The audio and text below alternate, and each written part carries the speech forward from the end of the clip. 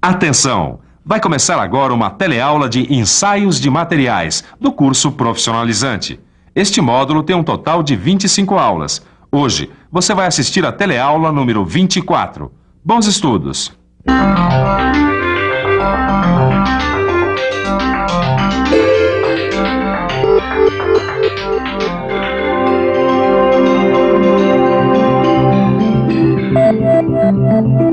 Todo mundo conhece um pouco o raio-x. No dentista, no médico, na vistoria de aeroportos, o raio-x está presente no nosso dia a dia.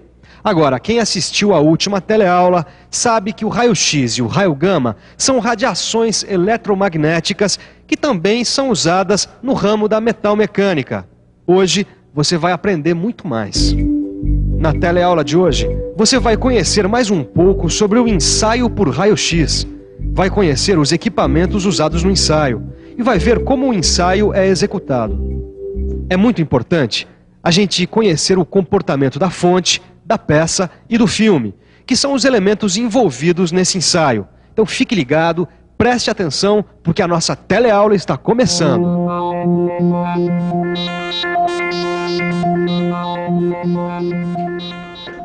Oi, Ed, olha aqui, ó, minha mão, novinha em folha. Ih, que bom, hein, Nilza? Então significa que na próxima corrida você já vai poder pilotar, hein? Com certeza. O que é que você tá fazendo aí, Edgar? Então, sabe, depois dessa história da radiografia na sua mão, da radiografia industrial, eu resolvi pesquisar um pouco mais sobre o assunto, viu? O que é que você descobriu? Então, eu descobri que pra gente começar a entender o ensaio por raio-x, a gente tem que conhecer a geometria de exposição. Ó, a radiografia tem os mesmos princípios geométricos aplicados às sombras produzidas pela luz. Bom, para um objeto fazer uma sombra, ele tem que estar posicionado a uma certa distância da fonte de luz. Aí é que tá. Mas para conseguir melhores resultados com a radiografia, a gente tem que conhecer a influência da distância e da posição entre a fonte da radiação, a peça e o filme.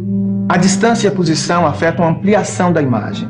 A imagem da peça no filme se torna maior que a própria peça, à medida em que aumenta a distância entre a peça e o filme. E como é que se faz para conseguir o tamanho real da peça? Para isso, o filme e a peça devem estar próximos e a fonte de radiação tem que ficar o mais afastado possível da peça e do filme. O tamanho da fonte influencia a nitidez da imagem. Fontes grandes provocam penumbra na imagem. Por isso, quanto menor for a fonte, mais nítida fica a imagem na radiografia. Pois é, Caio, quando se fala em raio-x, a coisa fica mais nítida. Ué, como assim, Silvão? No ensaio de raio-x, para melhorar a nitidez da imagem, o alvo que está aqui dentro desse tubo fica inclinado. Usando o alvo no ânodo posicionado num plano inclinado em relação ao filme, a gente concentra a radiação que está sendo emitida e melhora a nitidez da imagem no final. Outra situação que está ligada à distância e posição dos elementos é a distorção da imagem. A existência de uma inclinação entre a fonte, a peça e o filme causa uma distorção na imagem. A distorção pode ser causada pela posição da fonte ou pela posição do filme.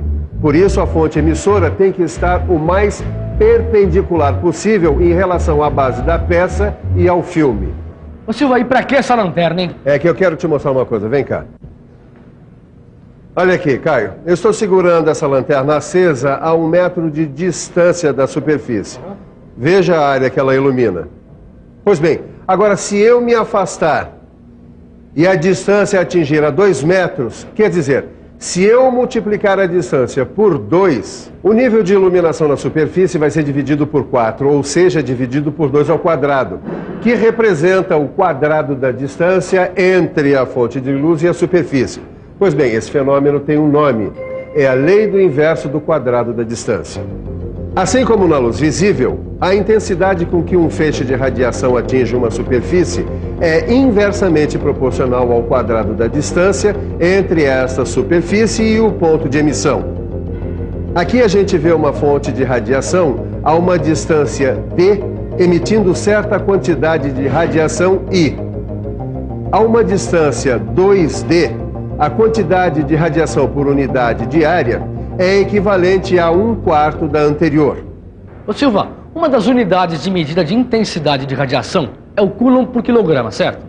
Bom, então 1 Coulomb por quilograma é a intensidade de radiação necessária para se produzir uma ionização equivalente a uma unidade eletrostática de carga, conhecida como Coulomb, em 1 kg de ar, numa temperatura de 20 graus Celsius e a pressão de uma atmosfera. Bom, ionização é o processo que torna o ar condutor de eletricidade. Essa agora a gente tem que resolver juntos, tá, Caio?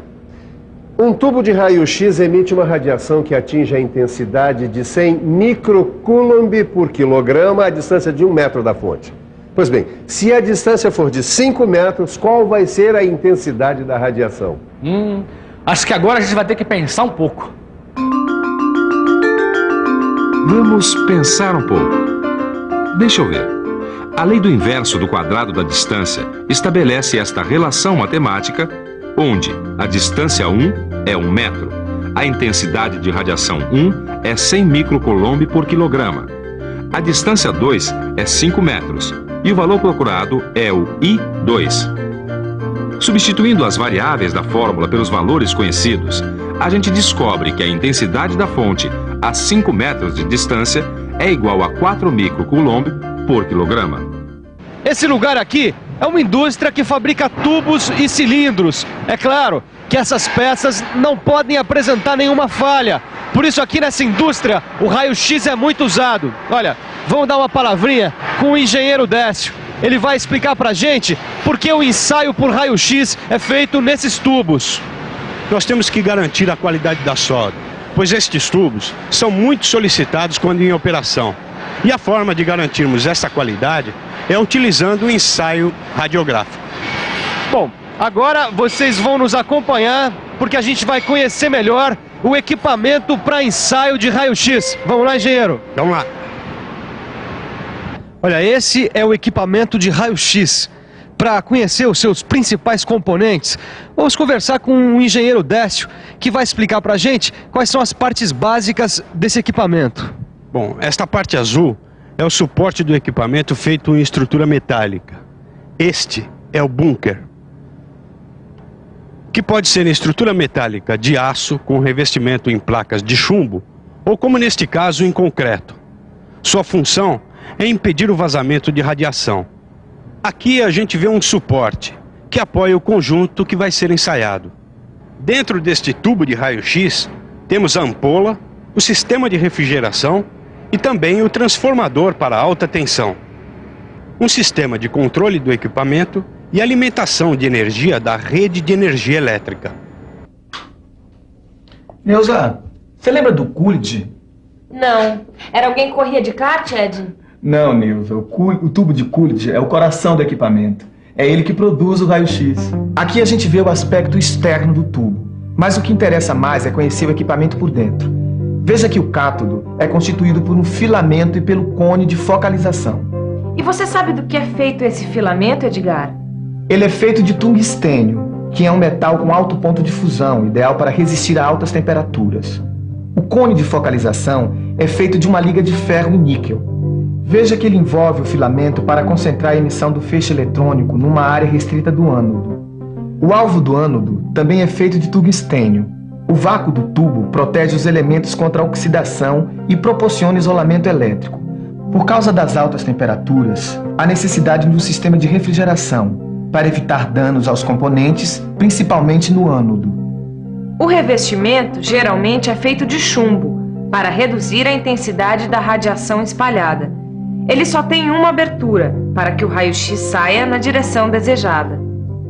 A gente tem que ficar esperto para as variáveis que afetam a quantidade de raio-x emitido. Uma variável é a intensidade da corrente, I, onde quanto maior a corrente, maior a quantidade de elétrons emitidos. Essa intensidade é medida em miliampere. A diferença de potencial é a outra variável. A diferença de potencial, DDP, ou voltagem, é medida em kV, kV. Quanto maior a diferença de potencial entre o ânodo e o cátodo, maior será a aceleração dos elétrons, causando maior impacto no ânodo e gerando raio-x de maior energia e menor comprimento de onda, e, consequentemente, maior poder de penetração. Ah, Edgar, lembrei de uma coisa. Olha aqui, ó. Aquela foto que eu tirei de você no kart. Ficou horrível, né? Acho que eu regulei mal a máquina. Neuza, com muito tempo de exposição entra muita luz, né? Sabe que eu fiquei me lembrando agora de uma coisa? No ensaio por raio-x também é muito importante a gente fazer a determinação do tempo de exposição. A exposição é a quantidade de radiação recebida pelo filme. Ah, entendi, Edgar. Igualzinho a luz na máquina fotográfica, né? É por isso que o fabricante do filme fotográfico coloca aqui na caixinha uma tabela com informações sobre a exposição à luz. No ensaio de raio-x acontece a mesma coisa, só que são usadas tabelas e curvas de exposição fornecidas pelo fabricante. Mas isso é uma coisa que a gente tem que ficar por dentro.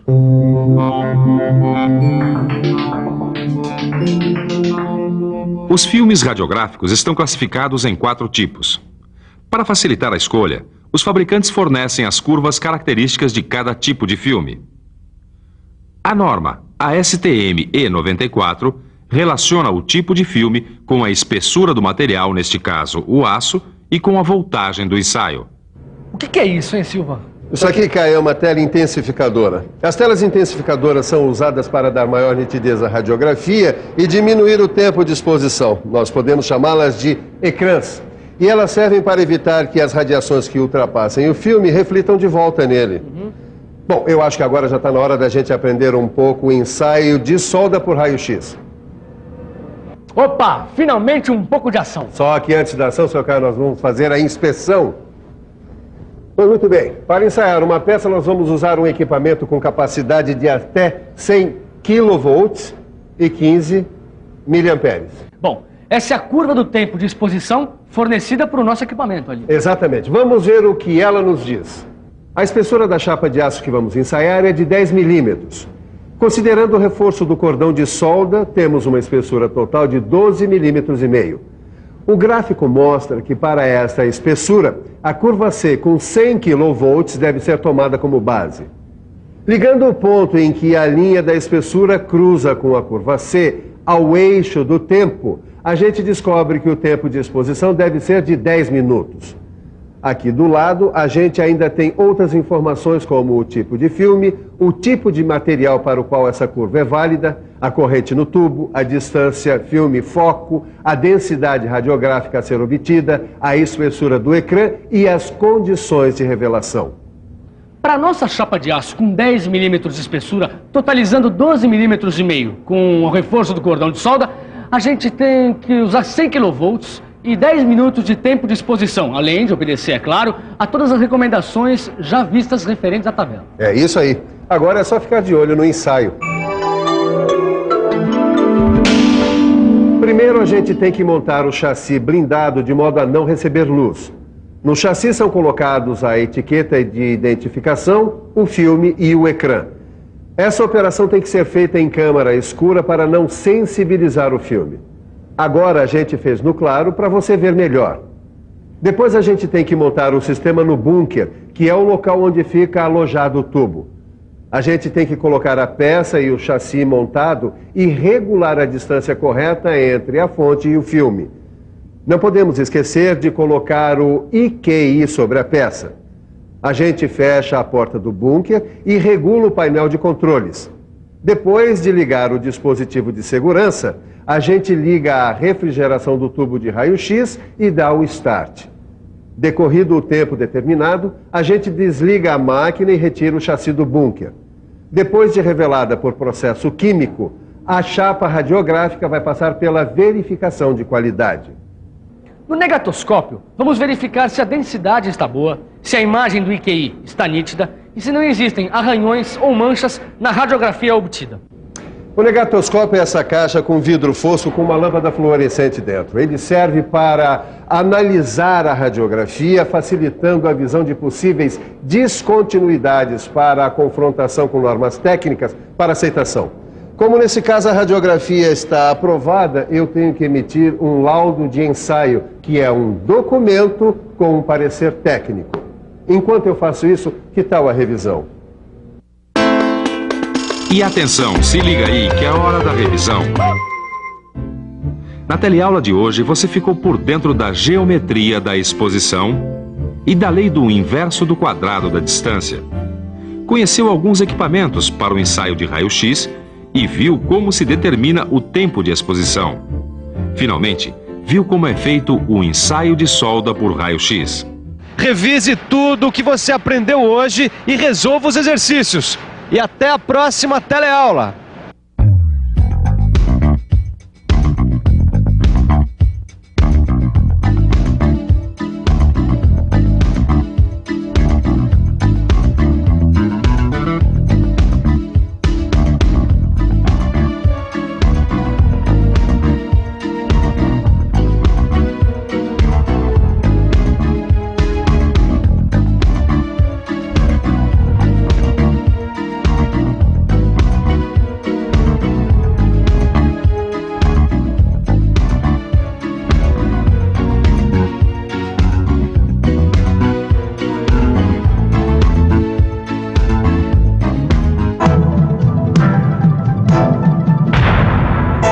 Telecurso 2000, um programa de educação do Sistema Fiesp e da Fundação Roberto Marinho.